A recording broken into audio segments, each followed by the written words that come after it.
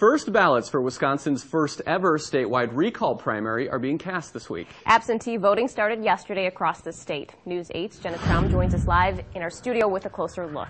Mark and Lisa, the city clerk tells me it's hard to know what voter turnout is going to be like over the next several weeks because there's really no precedent for this type of election. But she does say we could see greater turnout than we had for the presidential primary earlier this month. And absentee voting is one way to boost the voter turnout the parties hope to see on the actual day of the primary.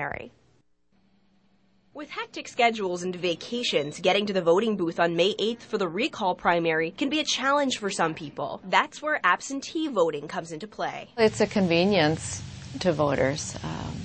Some people really like that because they can come to the municipal clerk's office on their own time, or they can request an absentee ballot. Either way, Wisconsinites no longer have to give a reason why they want to vote absentee, whether they're going to be out of town or if they just want to avoid long lines at the polls. It used to be that you had to have a reason, such as being an election official or age or illness, disability, that kind of thing. But then the legislature eliminated that requirement quite a few years ago. UWL political analyst Joe Heim says that's one way Wisconsin tries to make it as easy as possible to vote. Wisconsin historically has had very easy access to ballots, same-day registration, for example, easy registration in advance. The absentee ballot system has always been pretty easy. Like I said, you don't have to give a reason. All those are designed to increase participation in the state.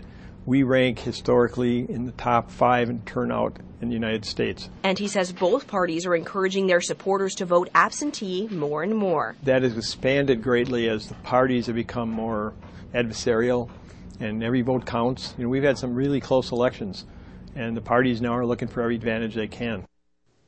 Now, there's been a lot of talk about the Democratic challengers for governor, but what you may not know is there's a Republican candidate running against Walker in the primary, too. Now, keep in mind, you can only vote for one candidate in the primary, not one from each party. Thank you, Jenna. The deadline for in-person absentee voting is May 4th at 5 p.m. Mail-in absentee ballots must be postmarked by Election Day on May 8th and received by May 11th. And a reminder, voters will not be required to show a photo ID at the polls.